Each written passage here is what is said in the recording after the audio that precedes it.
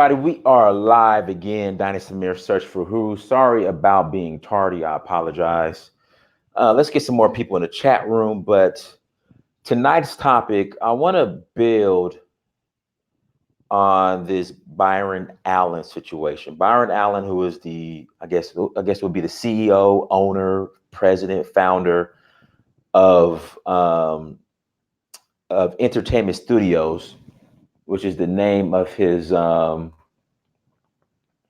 outfit, his media conglomerate, is suing Al Sharpton, which I'm not surprised. You guys know Al Sharpton is the biggest agent slash sellout, one of the biggest agents just in general.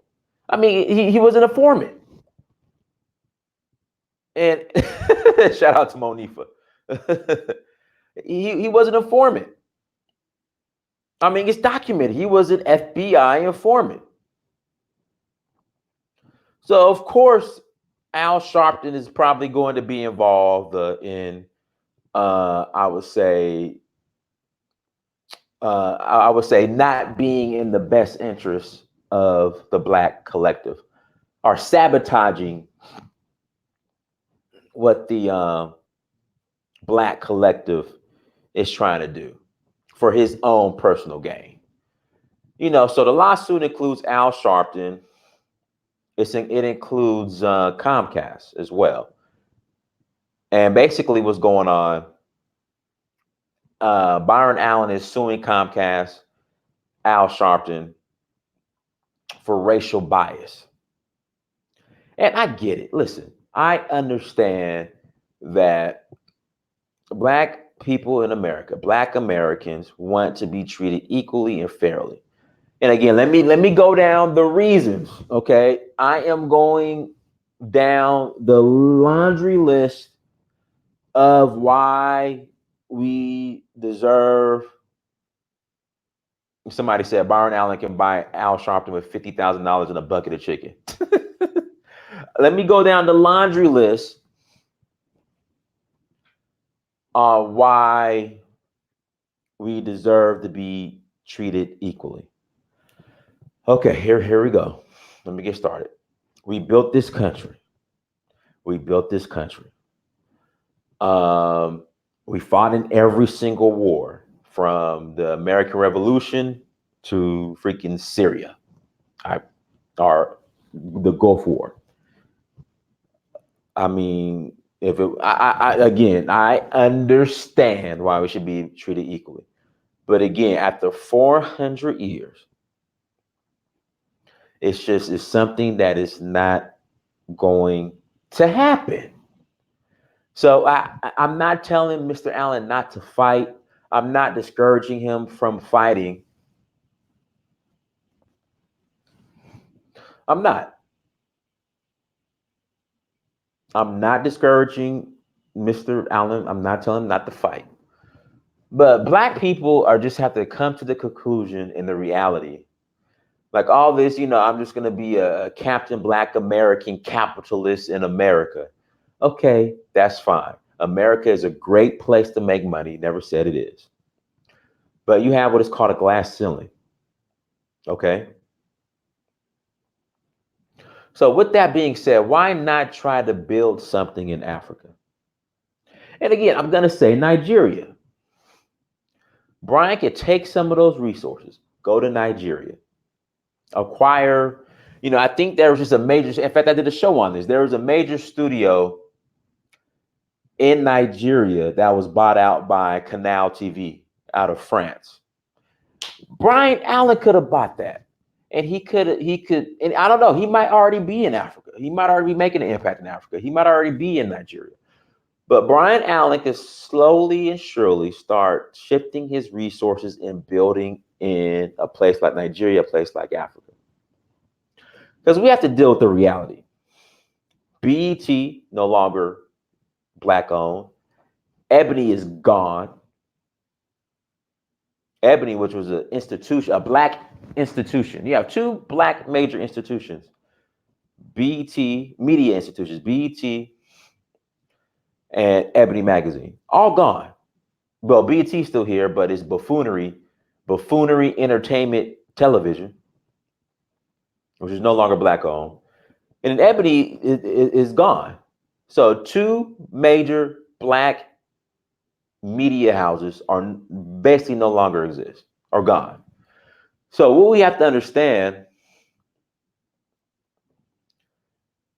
it's just what we're trying to create as far as a situation where black people can control our own image. It cannot happen in America long term. That's why they're going to have to start focusing on Africa.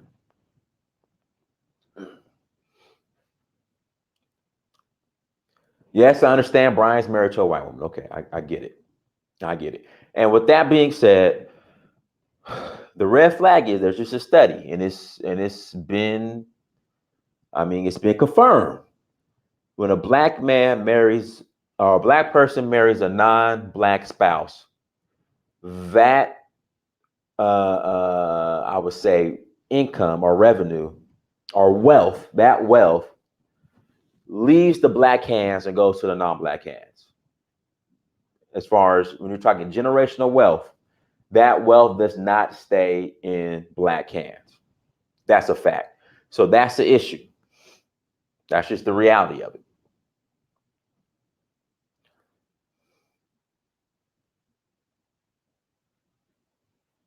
So that's one of the issues. So that, and you're right. That's probably why. Right, Mufasa. But this is the thing: the wealth will go to his children, but the chances are, if you study, his children are more than likely going to marry a non-black spouse. Look at some of Muhammad Ali's grandchildren. Look at Grace Jones' grandchildren. Hell, look at Michael Jackson's kids.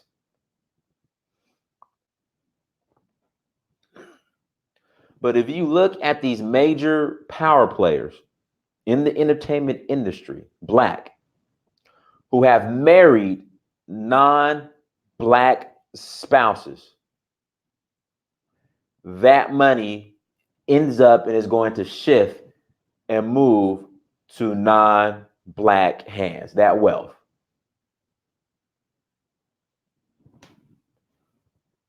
That's just the facts. So Brian Allen might not be thinking about Africa.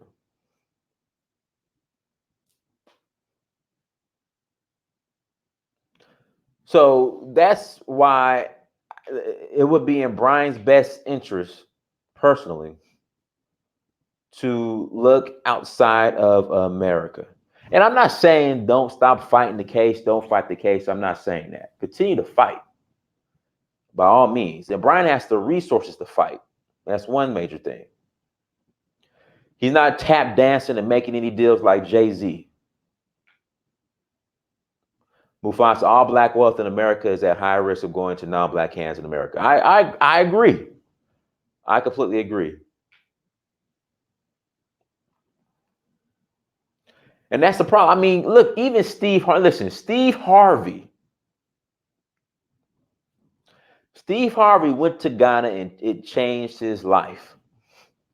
Now, Steve Harvey's talking about starting and doing shows and media in Africa, in Ghana, in South Africa. So if Steve Harvey could be impacted, I know Brian Allen can. So that's the point I'm just trying to make. That we as black, and we did a show on this before. And again, Brian Allen's worth almost $1 billion. You know, I could be wrong. If I'm wrong, I apologize.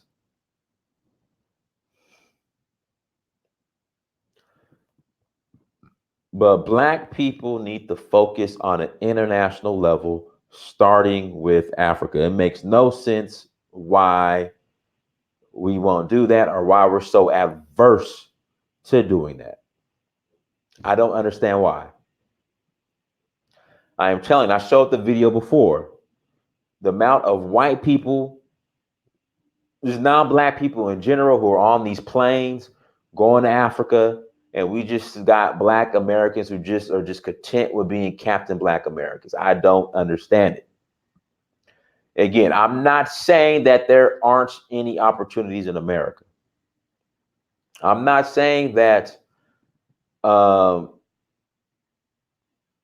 you can't get to the money here in America. I'm not saying that. But we need to think on an international level. That's all I'm saying. That's all I'm saying.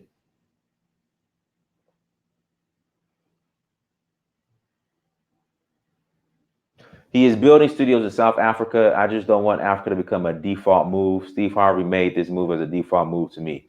What do you mean, John Claude? What do you mean by default move? What do you mean by that? You think he's just settling? You think he's settling on Africa, John Claude? You think he's settling on Africa? Is that what you're saying? These are opportunities. There are opportunities in America, but what is your end game? Exactly. What is your end game? And if you just study the facts for black people,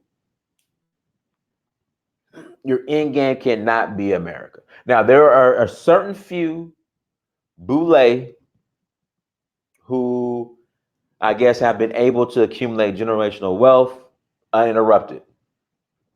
There's been a small few. But I mean, it's just the thing is, we don't study how John Claude, if you want to come on, send me a message, John Claude. I'll send you the link.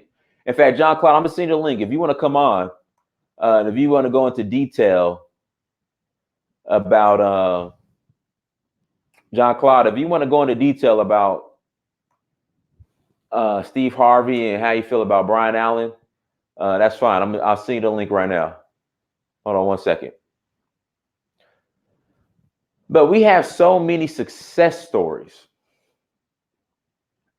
You know, starting with, in fact, the James Churchill Vaughn, the Vaughn family. Me and the brother Professor Davis, we did a show on this. John Claude, I sent you the link if you want to hop on, if you're not working or if you're not busy. I just emailed you the link. Check your email, John Claude. But we've actually done shows on Steve Harvey is doing business with white South Africans, not black Africans. I thought Steve Harvey was going to do a show in Ghana. Shout out to Professor King. Everybody, shout out to Prince Spites in the chat room. Africa needs to step up and create a common currency and a stable environment for our investments. I know a lot of people doing well in Africa as far as investing. It's all about who you know. Because trust me, you can get screwed over investing here in America. I know plenty of people. Hell, just keep it simple. Flipping houses. I know plenty of people have been screwed over by their contractors, banks. I mean, again, if you know the right people in Africa that are honorable and trustworthy, you will be fine doing business. You'll be fine.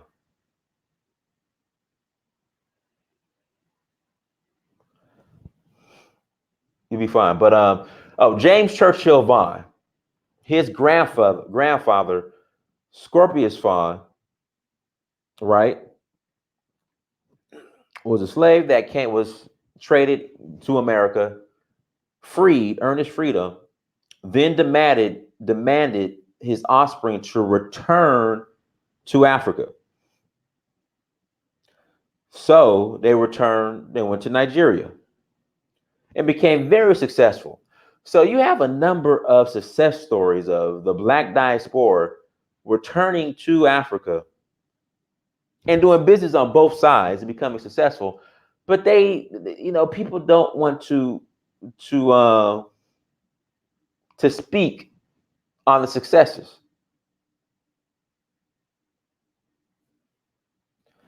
They don't want to speak on the successes. They make it seem as if for black Americans the end all and be all, the beginning and end is going to be here in America. And I just think that's a problem. That's being disingenuous. Meanwhile, the Chinese, Koreans, white people, everybody else is all over this planet doing business on the ground. But the Black American has been sold. I'll be in Liberia in December. The Black American has been sold this idea that if you can't make it in America, you can't make it anywhere for some reason. And I think that's the problem. Prince Spikes, you want to come on? Prince Spikes, if you want to come on, let me know.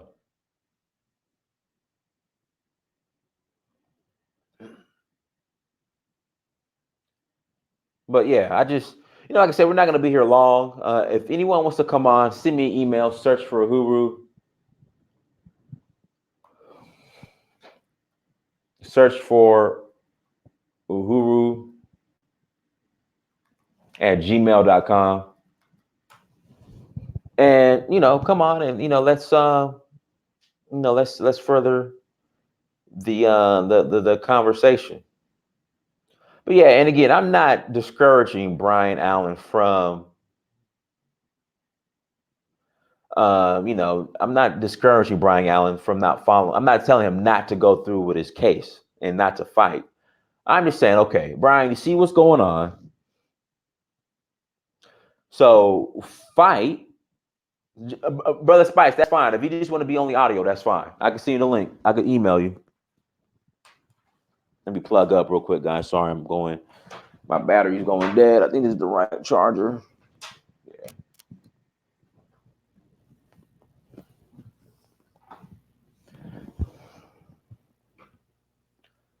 Okay. Brother Spice, I'm gonna send you the email. I'm gonna send you the link. I think I got your I should have your email here.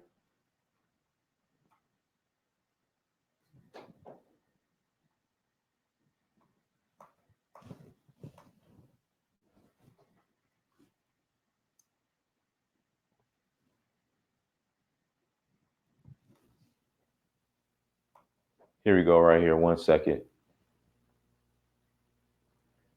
Mr. Prince Spikes, do me a favor. Text me your email address. Do me a favor. Text me your email address, and you can come on only audio.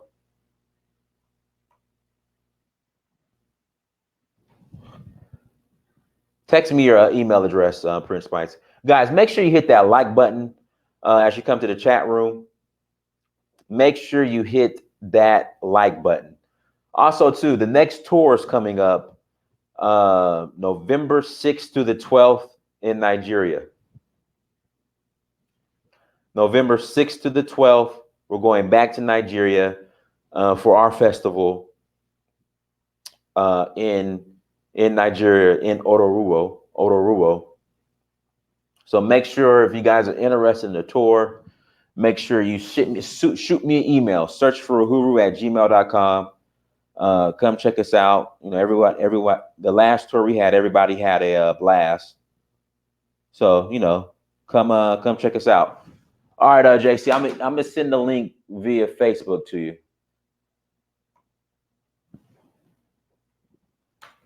But yeah, guys, make sure again, if you're interested in joining us, come join us on the tour.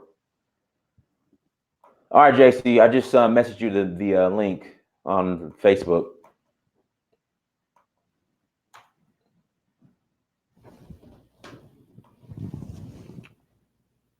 John Claude, I just sent it to you on Facebook. Check your Facebook inbox. But again, I want to stress, I am not discouraging. I am not discouraging Byron Allen at all. I want him to fight. But again, we just have to start looking for opportunities outside of America. And let me read this article.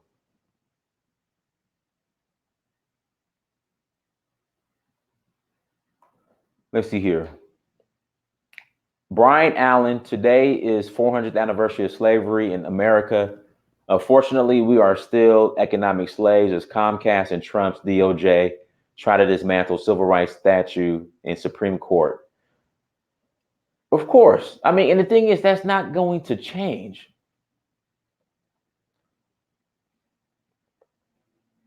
The system is rigged, and we talked about this. No, you don't need to download StreamYard, JC. Just hit the link. You know, we've talked about this over and over and over, and how, in regards to economics, how the system is rigged.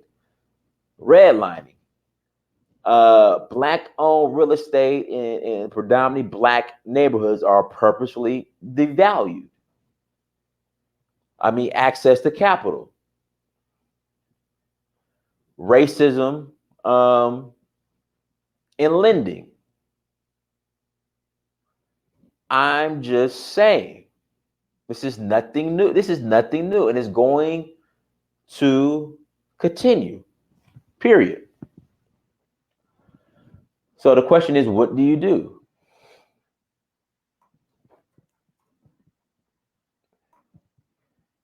Brian Allen is founder, chairman, and CEO of Entertainment Studios, one of the world's largest privately held media companies. And guys, Brian Allen bought the Weather Channel as well. Allen, who was African American, contributed this to Deadline as his discrimination suit against Comcast, citing violations of the Civil Rights Act, heads toward a showdown in the U.S. Supreme Court. Comcast, NBC Universal, and the Trump Department of Justice are asking the U.S. Supreme Court to roll back civil rights. It started with a racial discrimination case I brought against Comcast. After losing twice in the Ninth Circuit Court of Appeals, Comcast went to the U.S. Supreme Court, and now they brought the Trump administration along to take their side in the highest court, putting at risk all American civil rights for their own financial gain. See, okay, so this is the problem I have up front. Now, when we say the all American, shout out to John Cloud. What's up, brother? Hey, what's going on, bro? What's going on, man? You know, Not when we much. start pulling this all American thing, this is the problem I have with from what I'm reading right now. See, black people like Brian Allen need to focus. Forget the all American. Black. You need to be specific and just say black. You know, it's like we want to include everybody in our struggle, but these other people don't include us in our struggle. John Claude, you want to ask something? Go ahead. No, I'm just listening for now. Okay. My point was, can you hear me? I hear you. Go ahead. Okay. The point that I was trying to make about Steve Harvey, it's like a default move. I understand the president of Ghana made the moves that he made, and it's very appealing. But when I look at Steve Harvey, I look at it as more of a political move and a business move, but the kind of move that we actually are asking everybody else to make. So you're saying his intentions aren't, I would say, pure. He's being disingenuous. Yeah. Yeah. And the reason why I'm saying this is because it's not the first time that Steve Harvey goes back to Africa. Mm-hmm. He's been there before. He's been to Ghana. He's been to South Africa. And he never believed that those were the places for him to actually settle. And all of a sudden, these businesses going down the chute out here. Yeah. And oops, Africa is happening. And he's got all the investments that he made on his show. So he figured, I can just take it back to Africa and it'll be a nice move. I don't think it's genuine. Okay. Okay. Let me finish this article real quick. Let me go through this article. Hmm. But yeah, it's like we always got to include everybody in our struggle. Trust me. Hispanics, the LGBTQ community, all these other communities will not be affected as the black community by whatever happens with Brian Allen's case. Comcast, NBC Universal, I read that.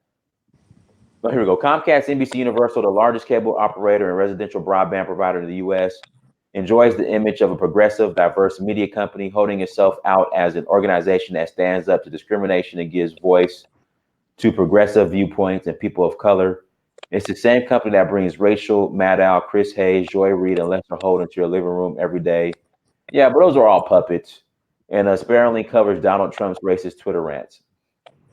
If all you did was watch Comcast, MSNBC, and NBC programming, you would never know that the company is quietly attacking the civil rights in the U.S. Supreme Court. And let's be specific: Black civil rights. Okay, and that's the problem I have already with Brian Allen's case.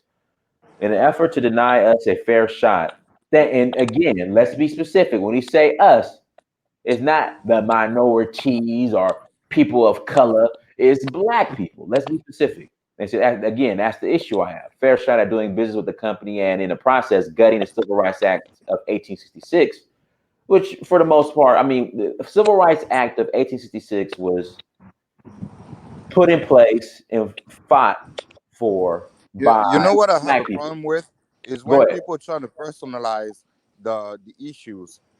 When we mentioning names such as Joy Reid, um,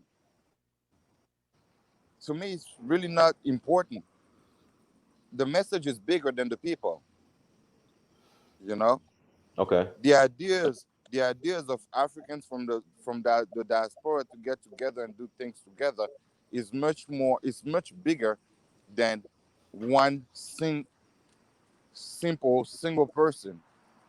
You know, Hmm. and for one, a woman like Joy Reid can actually go to Congo and find her family, and that's a fight that a lot of people are not able to overcome out here because the real issue is if I go to Africa, who am I going to relate to? If I go to Africa, how do I know that I'm from this and this village? Well, her dad is from the Congo. That's direct link. I didn't know that. That Joy Reid was from the island somewhere, or like No, her Belize or mom, something. her mom, her mom is from the islands. Her dad is from the Congo. Oh, okay. I didn't know that. Okay. Her last name Reed is her husband's name. Oh, okay. Guys, let's get these likes up. We have 200 people watching. Make sure you hit that like button as you come to the chat room. I mean, Um, you can just look her up, and she's not hiding it either. oh, wow. Okay. So, But that's what they are doing, perverting a key provision of the law that protects minority businesses. See that here we go with all that minority and people of color, and here we go. At a time when people of color I don't even know if I can read. I don't want to. I'm gonna continue, but I really don't want to we read cannot anymore. keep on thinking that we're a minority when we actually are a majority in the world. Like, there's not as much black people than there are white people on Earth. Can people realize that? Can people stop thinking Yeah, but about I think America I as understand, being but as the center of everything? right, but we're speaking on specifically here in America. But again, Oh, okay, okay. yeah. But the issue, John, again, with this whole see, they've put Black people. Shout out to Brother Spice is coming in.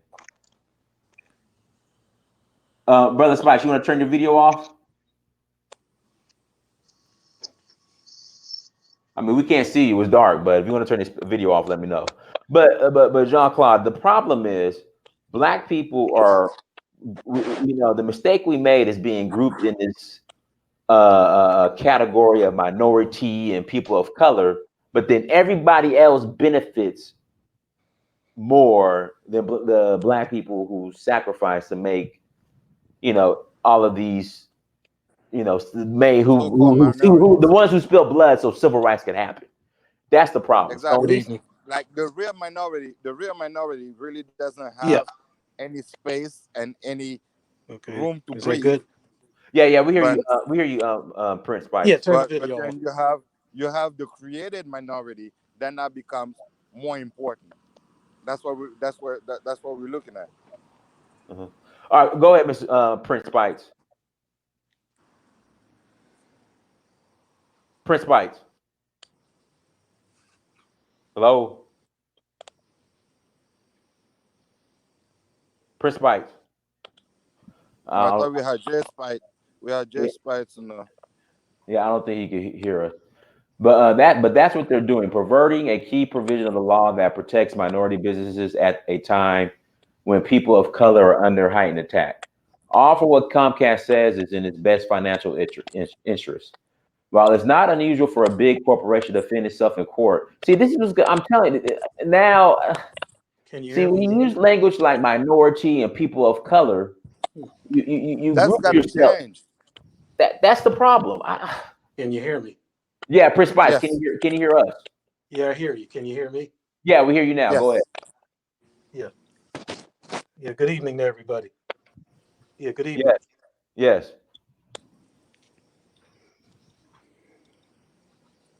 Go. I was gonna say, go ahead, Prince Spice. Hello. Okay, let me continue.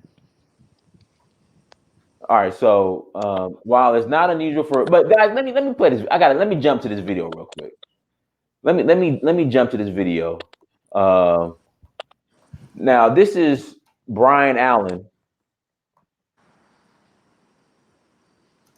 I want you guys to listen to the language he's using now. So when he's with the let me find it. When he's now going to the Supreme Court, is people of color and minorities and all this other stuff. But I'm trying to find this video where he was on, hey, it's because I'm black. But he's not saying that on a Supreme Court level, which is a problem. I wish I could find this video. I wish I could find this video. Hold on one second. I'm sorry, guys. I'm outside. I had to step out of my house because my kids are screaming. And I know he wasn't going to be pleasant to everyone. So. Oh man, I wish I could find this video. But basically, what Brian was. Oh, here we go. I found it. Here we go, guys. Let me play this video real quick. Hearing firsthand from key insiders. He's had an appetite to learn, an insatiable appetite to learn more and more about business. Since a kid, I loved Rockefeller. Hold on, let me. I met him upstairs. It was at the New York Hilton, and he was up Herald Examiner, and I got half a penny of paper. Here we go. Hold on, let me go to the part. There is David Letterman. Experience. I'm so blessed, Aaron. I am so blessed. I'm just really fortunate to have learned what I wanted to do at a young age. But fueled the Industrial Revolution was oil and gas. The Aaron Harder Show makes. In terms of getting involved in not just the creation of content, but the ownership of content. Guys, I gotta find this part for you guys. That's the key. It's business shut. In terms of diversification, how do we accelerate that? Diversity. I mean, look. At the end of the day, diversity is great business. Put aside it's the right thing to do. But I can honestly tell you it's the best thing to do. The money maker. I put out movies with no diversity, and the movies with diversity made a lot more money. And that's established. And that industry, and I'm not in the business of teaching you that. Yeah. I don't need you to know that. I will go do that. Henry Ford said it best. Opportunities never lost. Your competitors will always find it. I'm not going to waste a lot of time teaching you about diversity. I'm just going to do it and deposit the money. And eventually you'll figure it out. You're kind of slow. You may not. You're not the first to say that. I like you. I'm just having fun with it. But eventually, I'm not going to explain. You're not going to explain anymore. You just do it. You just do it. And I got to tell you something. Look, there are issues. Drill down. Why didn't you get the deal? Oh, here we go. I found it, guys. Sorry about the delay. Here we go. I like you. I'm just having fun with it. But eventually, I'm not going to explain. You're not going to explain anymore. You just do it. You just do it. And I got to tell you something. Look, there are issues. You always got to have racism. You just are. It's just going to be there. As much as we all work to eradicate it, but you have to learn to make it work for you. And I learned to make it work for me. The resistance has made me unstoppable. I needed the resistance to be who I am today. To be honest with you, my white counterparts, a number of them didn't get enough resistance. And when the waters got choppy, they sank. Because they didn't get enough resistance. It's like a guy going to the gym. If you bench press 30 pounds, your muscles are going to be okay. If you bench press 500 pounds, you're going to be the Incredible Hulk. You're going to be Superman. That resistance, that racism made me bench press more. My success is tied to the color of my skin because there was plenty of resistance to me because of the color of my skin. I have plenty of guys who work for me, and they go on the road and they do sales, and I drill down. Why didn't you get the deal? Why didn't you get the time period? I can't tell you how many of my salespeople have said to me, and I said, you must be brutally honest as to why you didn't get the time period. You must tell me exactly what they said to you as to why you didn't get the time period. And I've had easily 3 of my salespeople say to me, I'm not going to do business with you as long as you work for that nigger. All right, so you heard what he just said. So why are we dealing with this minority, people of color, and all this stuff in his suit versus, hey, this is Comcast and these racist companies are targeting me because I'm black. That's the problem I have. It's like it has nothing with you being a minority because white women are considered minorities. White women, if you're a white woman, you're considered a minority. Because we allowed that to happen. Say that again. I said because we allowed that to happen. True. That's just a fact. They didn't have the right to vote.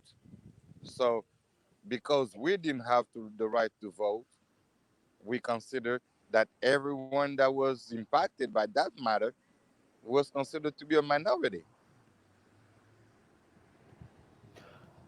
So my thing is why is Brian Allen including them in our specific struggle? Who is he talking to? Who is he standing in front of? Okay, yeah, true, yeah. Somebody that has no affiliation, no relationship, no correlation with what he's going through right now. Mm-hmm. He's talking to the enemy about his problem, but he's not talking to us. Repeat that again, John Claude. You just said something powerful. He's talking to the enemy about our problems, but he's not talking to us. As if though by talking to the enemy, he'll get through to us. Mm. And they've said it That's to me, crazy to me. to their face. And I said, all right. I said, He's not trying to be part of this is us. what I needed to know. This is what I need. This is what I needed to hear. He wants to be part of them. Real people, jump in there. Yeah. So I said, now this is a defining moment. I know who I am. There is no walking away from me. But you're white. You can walk away. You have to decide if you walk away because it is going to be harder working for me than a white guy. This is the moment you must decide, do you stay and fight or do you cave? And without exception, they all stayed and fight, and they made better salesmen out of those guys because they said that to them. It was something I could never give them. I couldn't take their constitution to that level. That's just one example of that resistance making me unstoppable. So I needed both. I've seen guys have the red carpet rolled out for them. Get a little choppy, they trip and fall.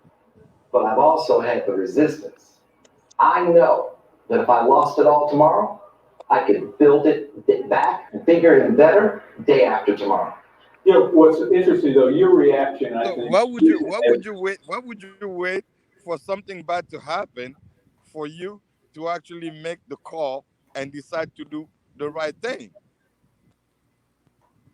Why would you wait for them to shut you down for you to decide to start something anew and build? Why don't you just go and do it? But JC, it's like this is the consistent narrative I hear with black people and racism.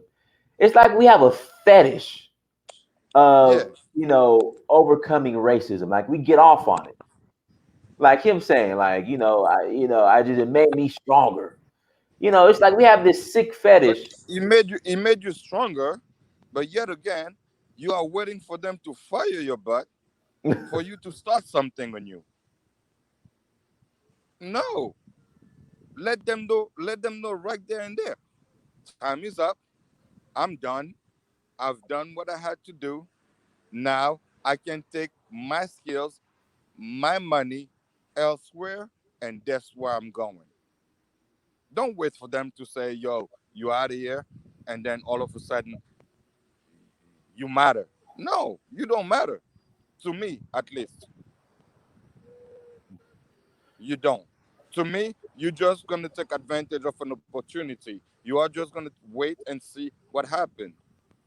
And once something bad happens to you, then you react. It's a reaction. It's not an action. When Yeah, we I all know just don't that get it. Like he's just every action creates a reaction. Is reacting is not acting,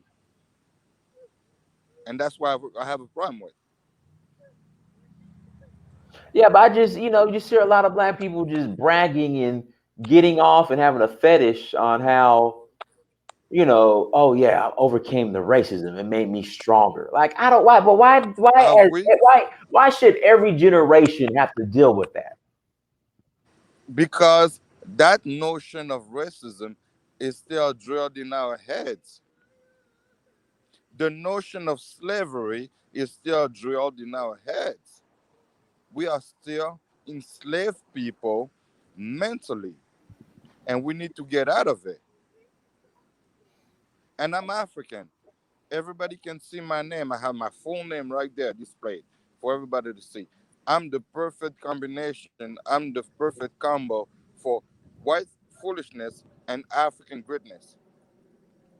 Hmm. I have my full African name and my first name that is French. We are relying on people. We are depending and dependent on people that are not looking the betterment of us. Can we just get over that situation already? It's been 400 years.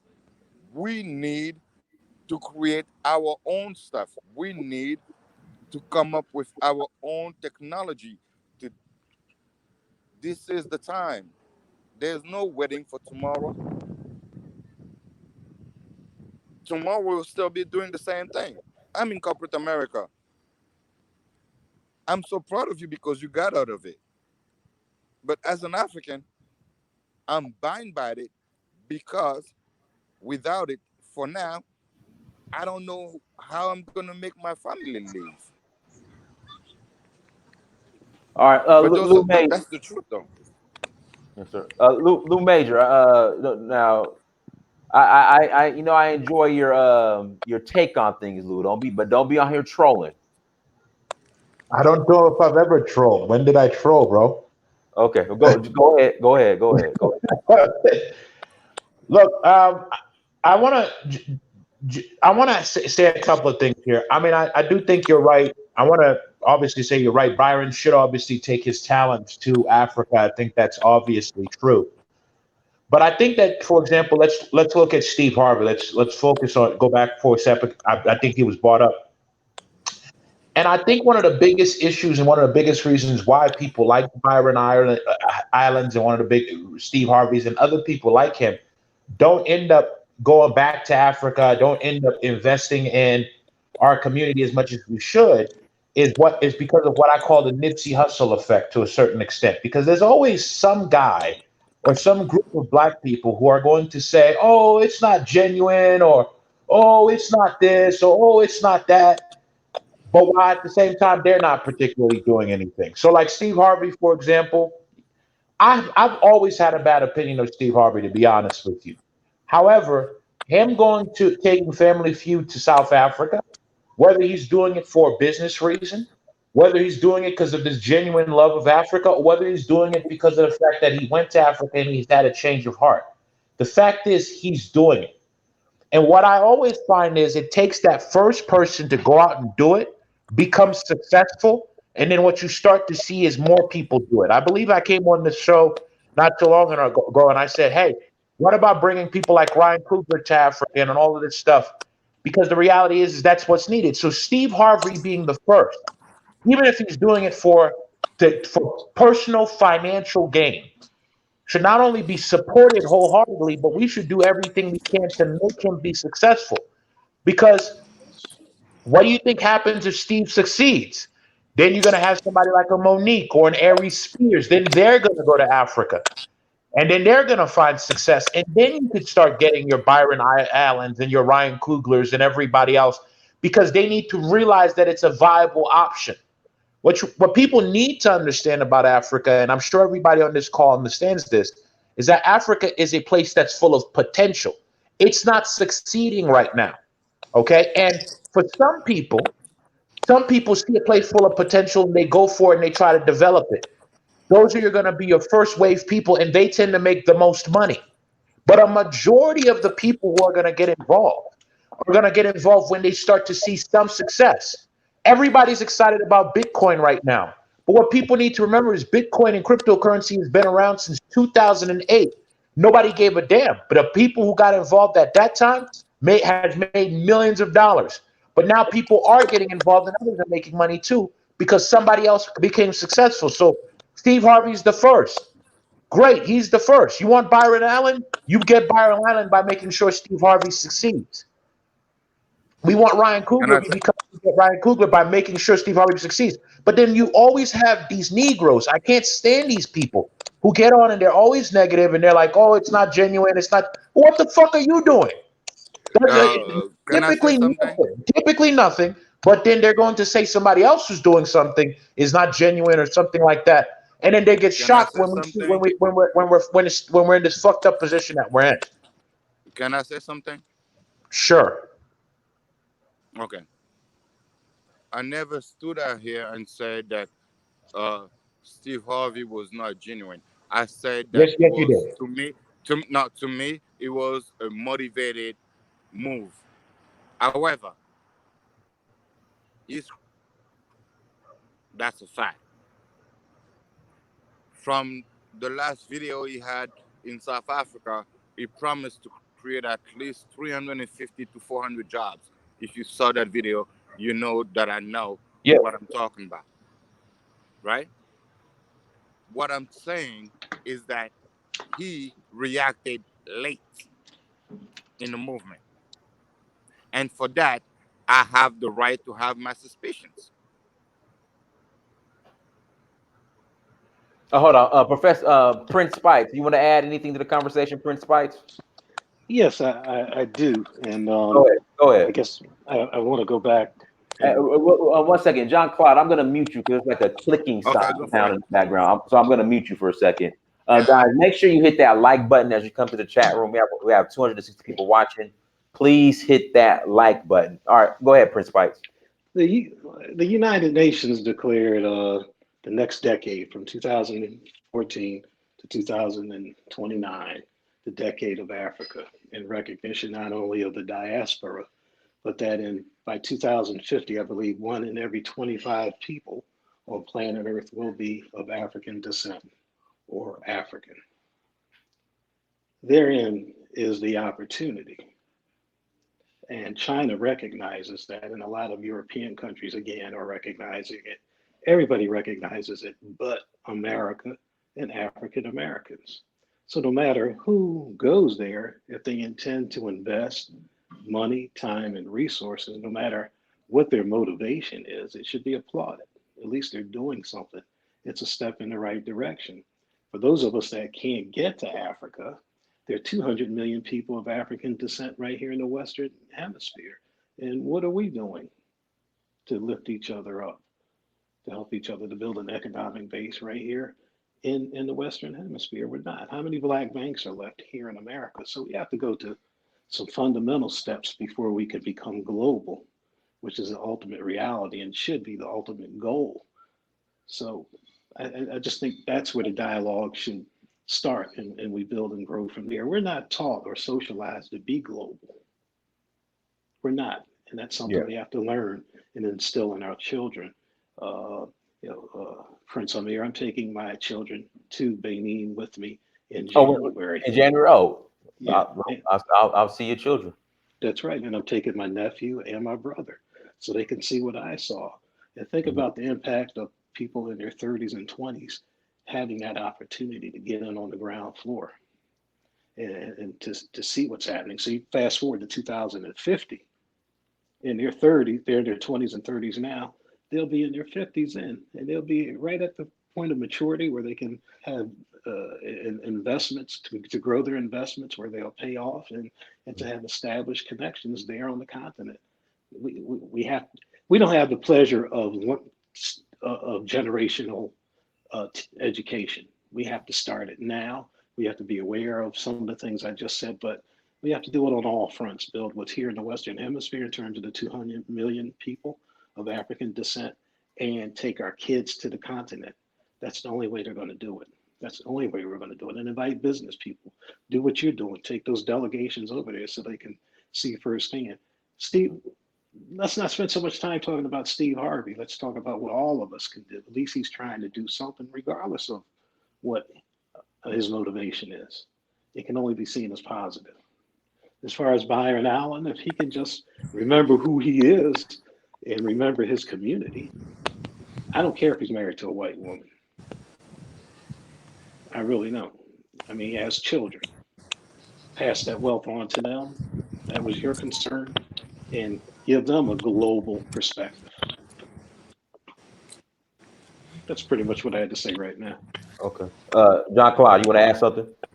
Yeah, and just the same way the gentleman that was talking said it. He said he doesn't care if Brian Harlan has a white woman, he has children, and these children are actually black kids. Okay. There's a show on Netflix. Um, Forgot the name of it. It's about a football player in high school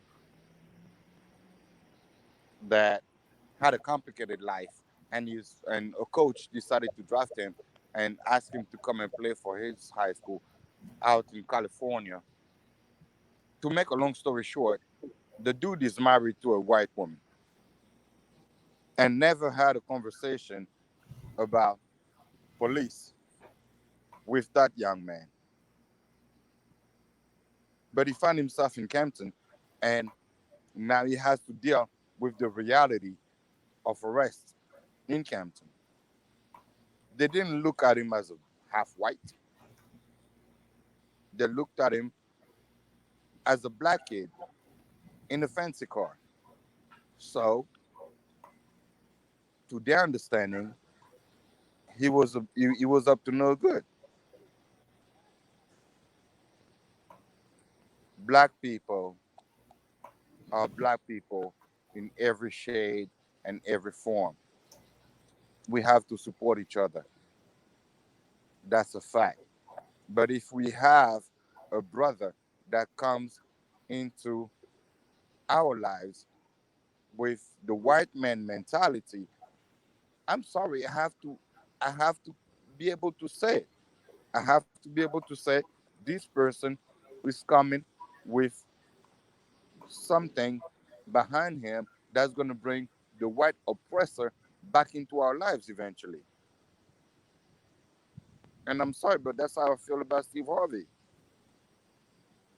If he was to say, I'm gonna take, I'm not gonna take that show to South Africa, but I'm gonna create a new show in South Africa that's gonna be more representative of us, then it'll be different. But he's taking a white man's show into Africa, and we have to stand out here and say, "Hey, man, thank you for bringing that game to our country." No, to our continent, no. That's a wide that's a wide concept. It was created by them, for them, and then now he's taking it and saying, "I'm going to take that white man concept to Africa." But where And does we the have to money say, go? okay, That should be the concern. Where's the revenue for that going? Is it creating jobs? Is he giving money to families Well, where they can spend their if we money? talk about revenue, then we're talking about this is a different conversation.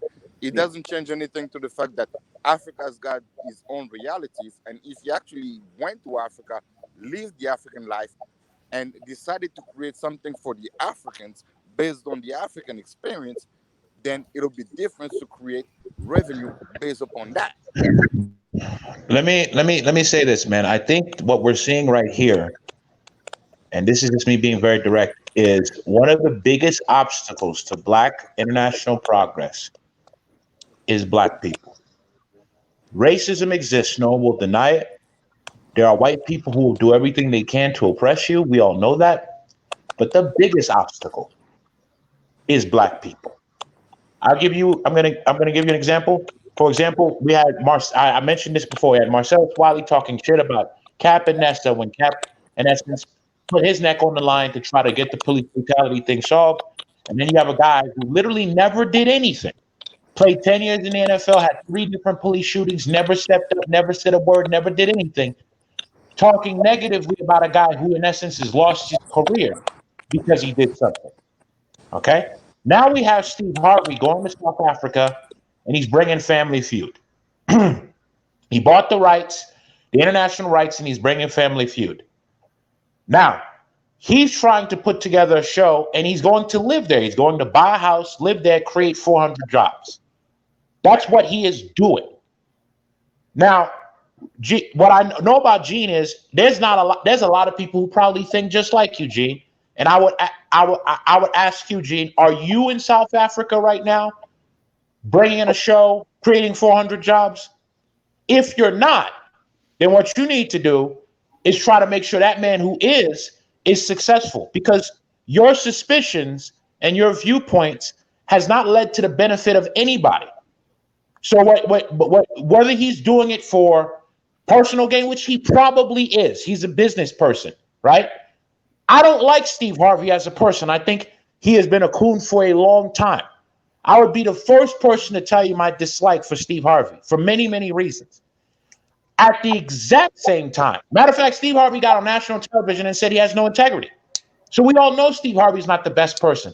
But the fact that he's doing it and the fact that he's a black American, we need him to be successful because he's the first person who has the balls to do it, whether he's doing it out of a lack of choice, like he has no other option because all of his shows has been taken away, or he's doing it because he wants to take a chance. Either way, he's doing it. And he is going to create 400 jobs. And if he's successful, that's going to make more black people go down and start going to Africa. Now, do I think he's starting in the right place? No, I don't. We could have all types of opinions about whether maybe he should have started in Nigeria, or maybe he should have started here, or maybe he should have done it this way. We could all have those opinions. But right now, what is more important is that it's happening. And this is one of those examples where we as black people need to come together and say, how can we make sure Steve Harvey's Family Feud is successful? What can we Bruh, do? bruh, listen, I'm not against what he's doing. I want to make that point very clear. I'm not against what he's doing. I'm just trying to make sure that we understand that there was an opportunity for him to seize and he seized it. And some of us may not like the way he went about it. However, him making the move is a good thing. He's going to create 400 jobs. I just want you to understand that. I'm not being critical of him for making the move. I'm being critical of him for when he decided to make the move. What's that got to He do could with it? So What's that got to do what with I'm it? trying to tell you, what I'm trying to tell you is He this: is made the that, move. and I That's all said that it when I counts. first started He Yes, made talking. the that's the I move. said, point. He I made the said move. he'd been to Africa many, many times before his career went down the chute out here. I just want to be. I just want to keep this conversation honest. I'm not trying to make him sound as if though he's just taking advantage of an opportunity. No, because he created the opportunity. Nobody else did. He did it. He decided to create and make that move. But when did that move take place? Somebody needs to be able to say, "Hey, I see that he made the move, but he made the move because here out in America, his career went down the chute. That's all I'm saying.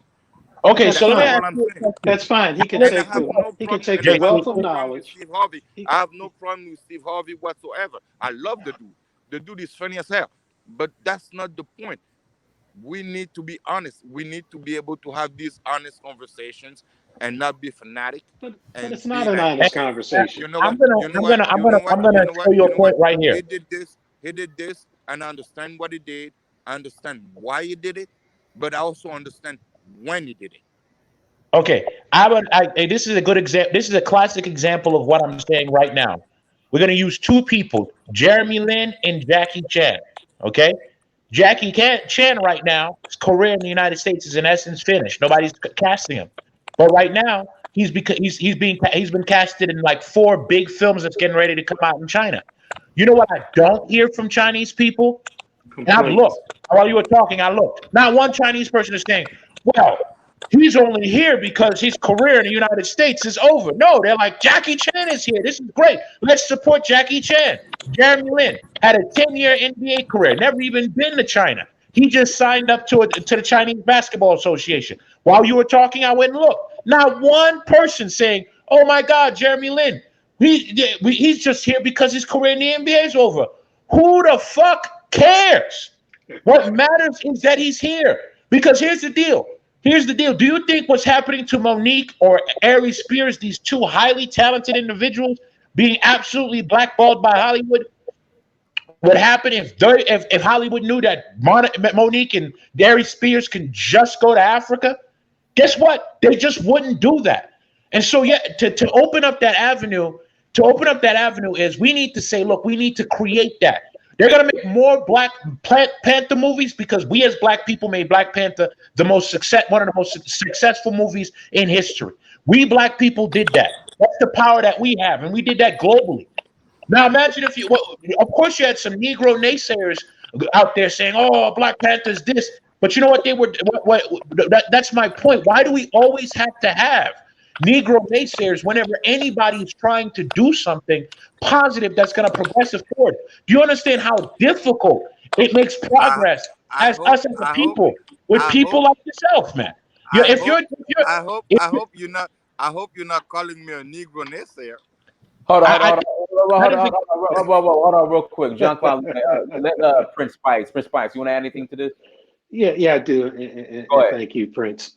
Um, when the naysayers, the people that are always negative and criticizing any forward-thinking African or Black American trying to do something in the continent or even here is part of our conditioning. It's called internalized oppression, where we can see ourselves nothing other as victims. It's a spillover from the plantation where we were taught to drop the dime on each other, to criticize each other, to call each other the N word.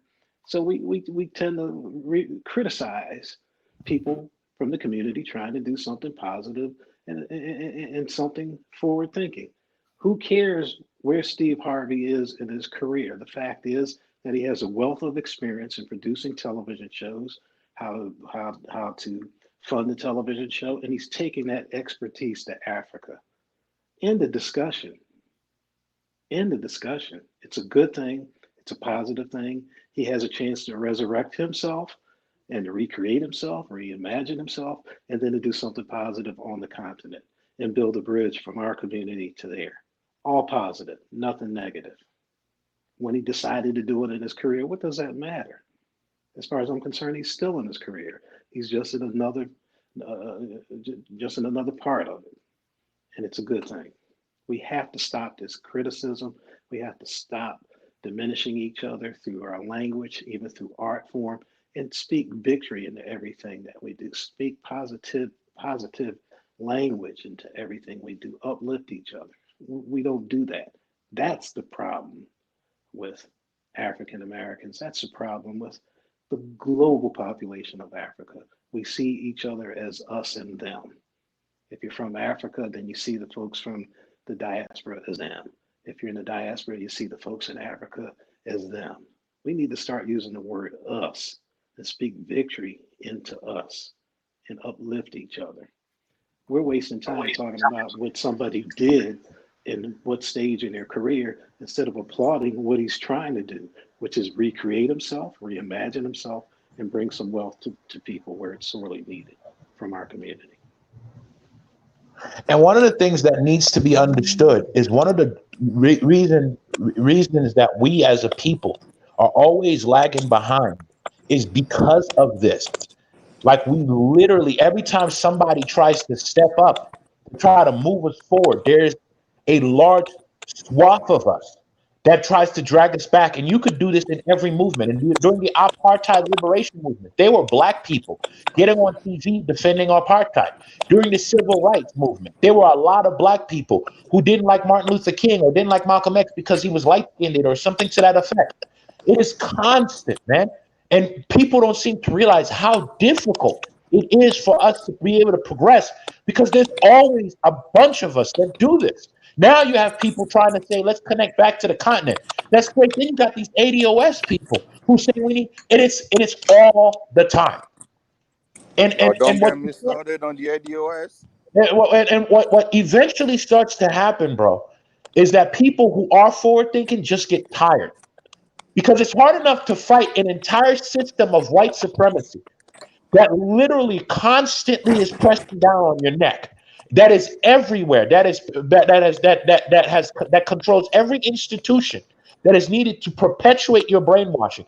It is hard enough to fight against that. But then when you try your best to try to do something and go against the grain, you got your own people. You understand what I'm saying? It's hard to deal with that. No. And what you start to feel is like, what the fuck is wrong with these people? What the fuck is wrong with us?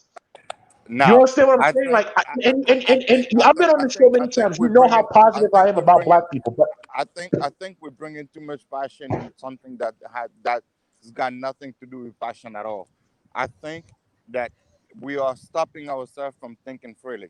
I think that, listen, you were talking about the ANC in South Africa.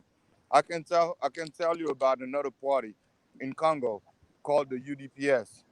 Okay, it was led by somebody called Tshisekedi. Okay, and that person's never heard of. I told Dennis we need to have a conversation about that person because it was the next thing to Patrice Lumumba. But anyway, uh, I'm all I'm trying to tell you is this: is that it'll be unfair, me as an African man, not to be able to pinpoint where white people are trying to get back into our lives through one of our brothers, whether he knows it, whether he realizes it or not. I have to be able to pinpoint it. I have to be able to say the brother is coming with good ideas, he's coming with good plans and everything. He wants to do the right thing, but these people are there, and we have to be able to see them I'm behind not them. understanding that point. You're not I understanding that point. What is No, the I'm not. show? What's the name of the show? And who came up with the show? Doesn't matter. He bought the rights to it. Say He bought the do you rights to the show. he shows bought and the stations rights have been to the stolen by white show people outside watch of the United represented States to of America? America, but the What's concept, the so concept is so theirs. so? They are still within their right to claim some of the revenue. Okay. No, they're All not. the revenues, all the revenue is not gonna be Dude, only that Steve is Harvey's. Nah, Luke Major. I think when you buy the rights to a show, unless he completely bought them out, usually like is I don't know if it's like when you franchise. Like if I franchise a restaurant, I still a percentage of that revenue still has to that's go to the corporate. So I don't know if it's the same thing with Family Feud, when where you if he rights bought the rights, Yeah. he still has to pay a fee, he, or if it when goes he buys to. the rights, For, when he buys the rights, that means he owns the rights to that show.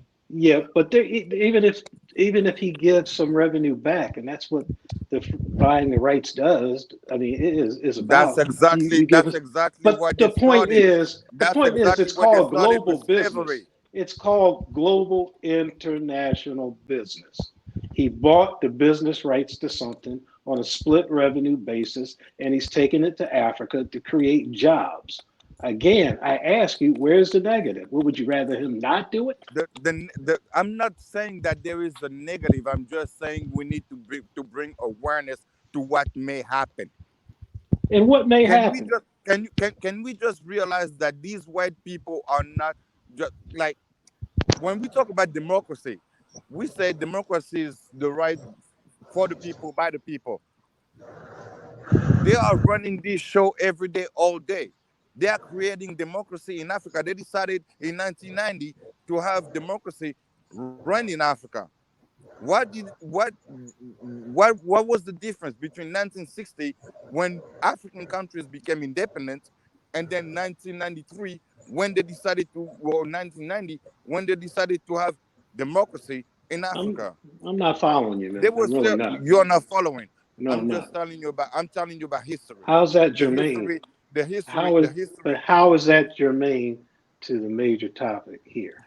How the does that major relate? topic the Break major it down. topic is the major topic is that we are looking at the broad way of how they decided to come into our lives and how they decided to impact us. And if we see, Now, unless they're if going to have I some see, subliminal messages in if Family I see that, Feud and do if some I see high that tech, coming, alter your consciousness stuff, it's a positive thing. They're not This going to is impact but culture in mass. big you know brother, what I honestly starting to I'm believe. not trying to be, I'm not trying to be the opposition of what we agreed upon. We all agreed upon the fact that it is a good thing that Family Feud will create more jobs in Africa or in South Africa per se. That's not the point. The point behind what I'm trying to say is, although that is happening, the bigger picture is what's happening beneath the surface.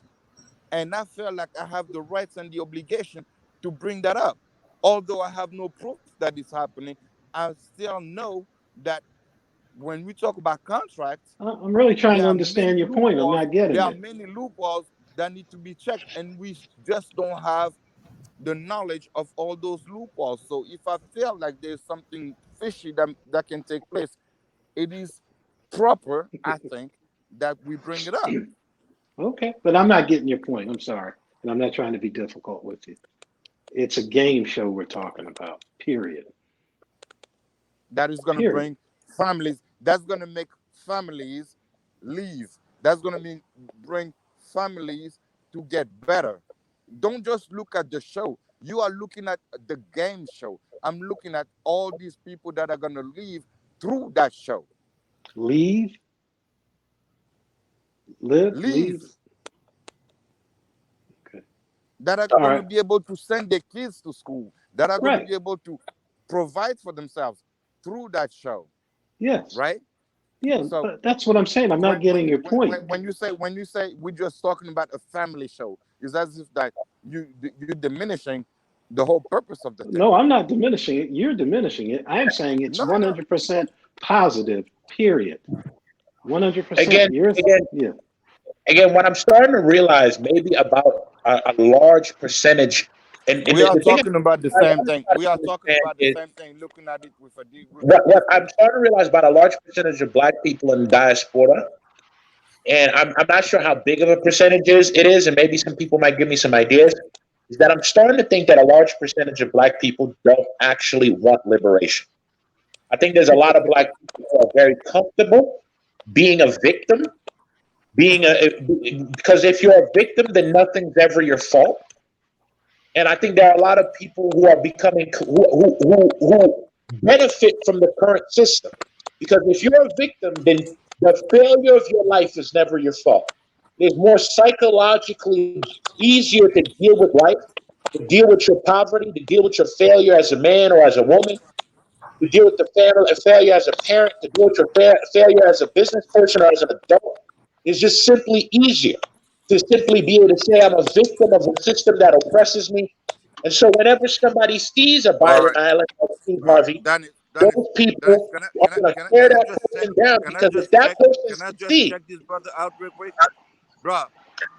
That's You what are I'm saying. I'm talking. not saying it's you, but I am saying that You are there's. I talking. think there's You a are lot of black talking. people that's like that. You are being very insulting right now. You are being very insulting right now to your own kind. You are being very insulting to black people when you say your failure, your lack of uh, ability to raise your family. The reason why I step out of my house right now is by respect for you people, because my kids are in my house right now. I'm But we're not walking talking. around. Why are you personalizing this to But yourself? no, you are being disrespectful. You are being disrespectful, and I need for you to take it back.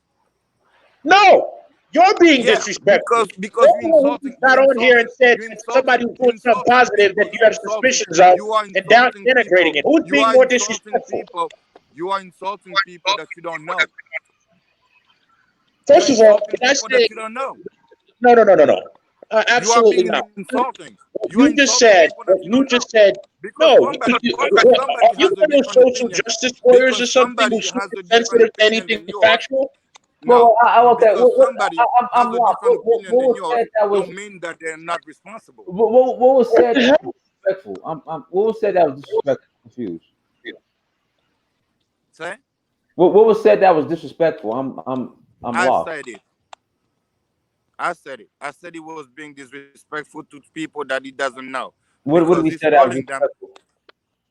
Say, But by him saying that a lot of black people don't want liberation, that's true. Or did I miss something else? no, that And that that and no. that and Prince, By him Prince, that's saying, been that's been by him talking clinically about, proven. by That's him been saying talking clinically about proven. liberation. That's called Liberation internalized is just one oppression. statement. That's what it's called. Liberation is one statement. But by him saying that, because he's talking to me, right? By him saying that uh, my statement are based upon the fact that we are being irresponsible toward our own families, then I feel it's disrespectfful.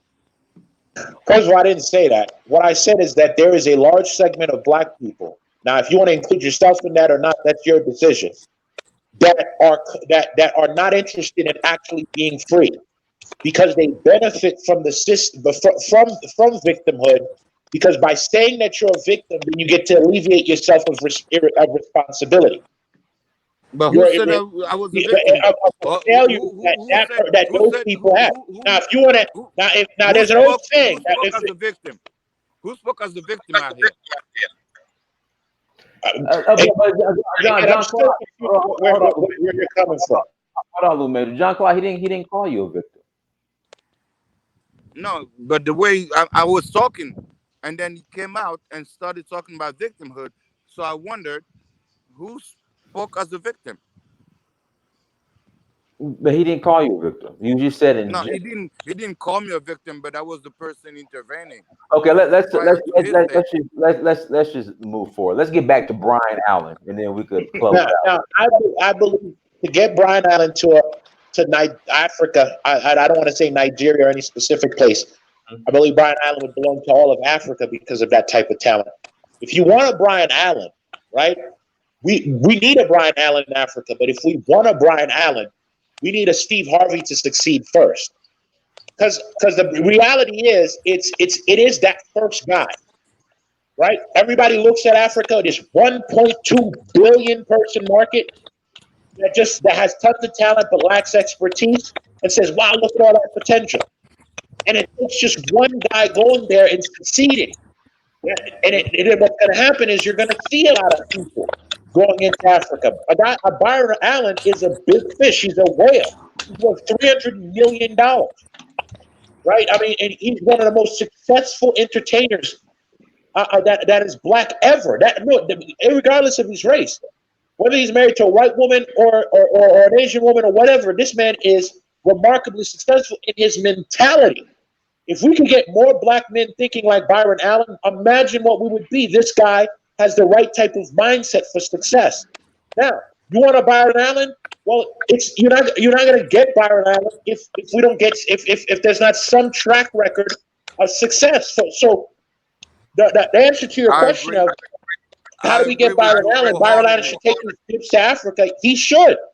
But the way we get Byron Allen is we get Steve Harvey's coming. We make Steve Harvey successful. And this is something that we can do. that means we in America, we find a way to watch, Family Feud South Africa. We make it successful like we made Black Panther successful. And when we make it successful like we made Black Panther successful, then Steve Harvey expands, more jobs are created in South Africa.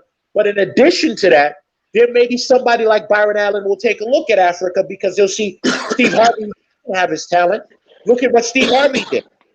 So the way we do, we are on our way. We're moving like snails because unfortunately there is just always these types of people who are just negative for no reason. But what I am going to say is, how do we, if we want to see a Byron Allen, if we want to see these types of people in Africa, it's going to take just us as a community or people. I don't even want to say community anymore. As a people, supporting Steve Harvey in South Africa and making sure he's successful so that more people go. Because what Steve Harvey is potentially doing, if he succeeds, is sparking a movement that has been needing, that people like Malcolm X, Martin Luther King, Marcus Garvey, a lot of Kwame Nkrumah, Nyerere, have been trying to have happen a long time, which is Black American talent connecting with the continent. And none of our people have really had the balls really to do it. Finally, somebody is. When you see an Aries Spears or a Monique, amongst others, sitting on the sidelines, not able to get work because the white man in his Hollywood won't allow an Aries Spears to get work because Aries Spears is not politically correct. Won't allow a Monique to get work because she said something that needed to be said. When you see that happening, right, it only happens because Africa has not been proven to be viable yet. Because imagine what a Monique can do in Africa. Imagine what an Aries Spears can do in Africa. But I guarantee you, both of those people have no idea that that's even possible. Because let's all keep it real here on this conversation. My man Dinus, 5 years ago, were you thinking about Africa? Just 5 years ago. Yeah, I was thinking about Africa since 2011. Okay, 2010. So let's go back further. Nah, there was a time when you weren't thinking about Africa, right? Not at all. 2010, not you at all. You had to, in essence, see that Africa's the real deal. Maybe, I believe your story was you went to Africa the first time by accident. You were trying to go to Europe. You ended up having to. Yeah. A friend of mine convinced me to go to Tanzania.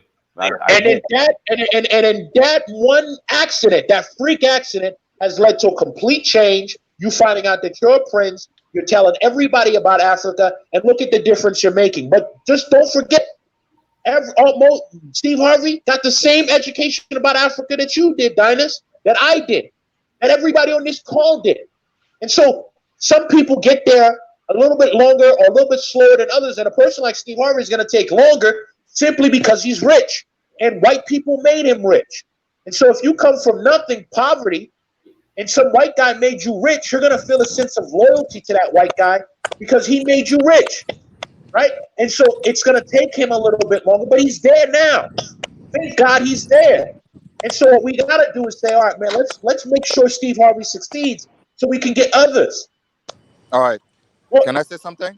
Well, let's do this. Let Prince Spike speak and close out. Okay. Then you can close out. Then we'll go ahead and close out. Go ahead, Prince Spike.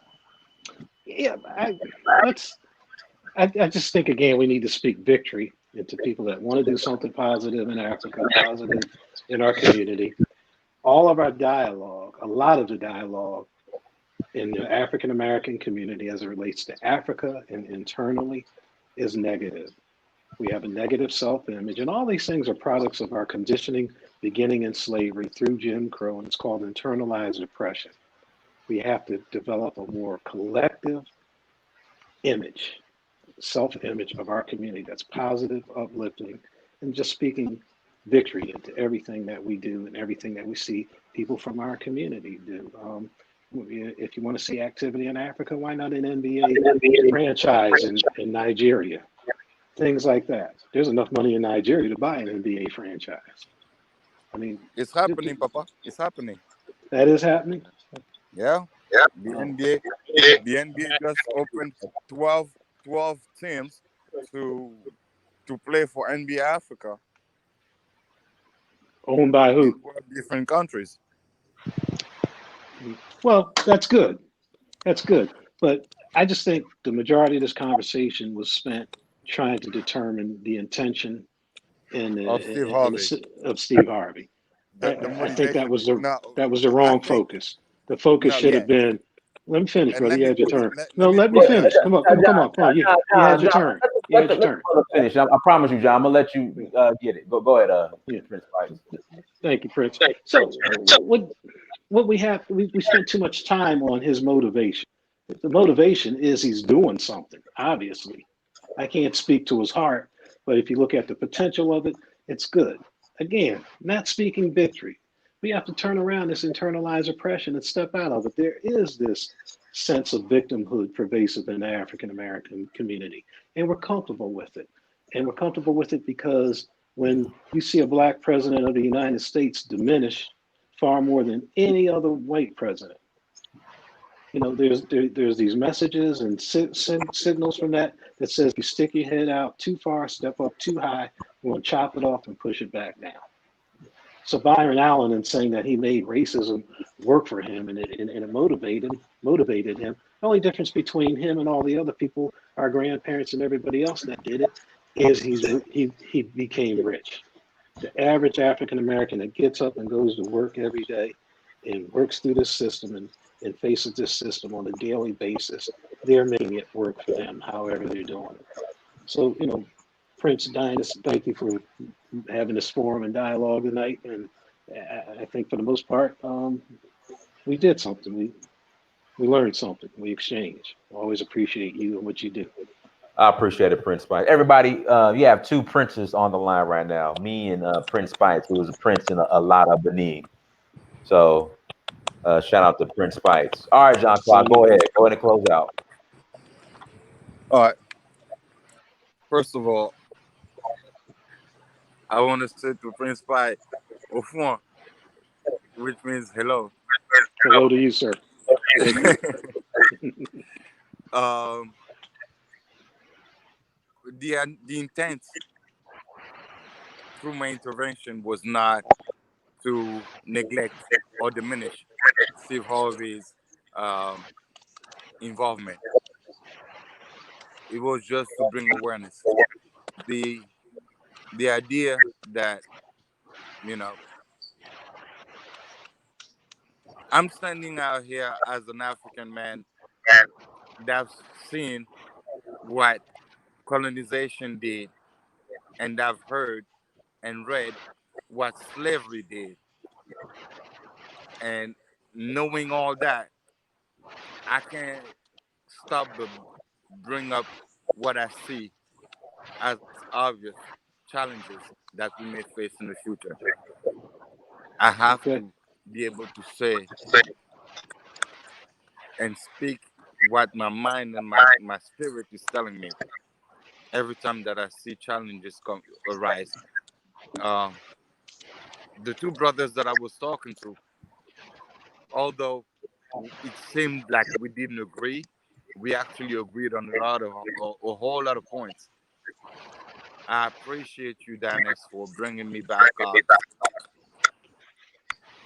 Oh, no The, problem, no problem. the, Yeah, for these sure. places are places where we actually can exchange and talk and speak the truth without holding back. And for that, I'm thankful. So thank you for the boys that came and spoke. Um, thank you for giving me the opportunity once more. That's all. All right, everybody. Well, everyone, thank you so much for joining us. Make sure you go to Search for Uhuru on Instagram, Snapchat, Twitter, and Facebook. Make sure you like, share, and subscribe. Once again, thank you for joining. I will be back on tomorrow with Brother Fitzgerald Stevens at 1:00. So until next time, family, Donnie Samir, Search for Uhuru. Peace. Make sure you like, share, and subscribe as well.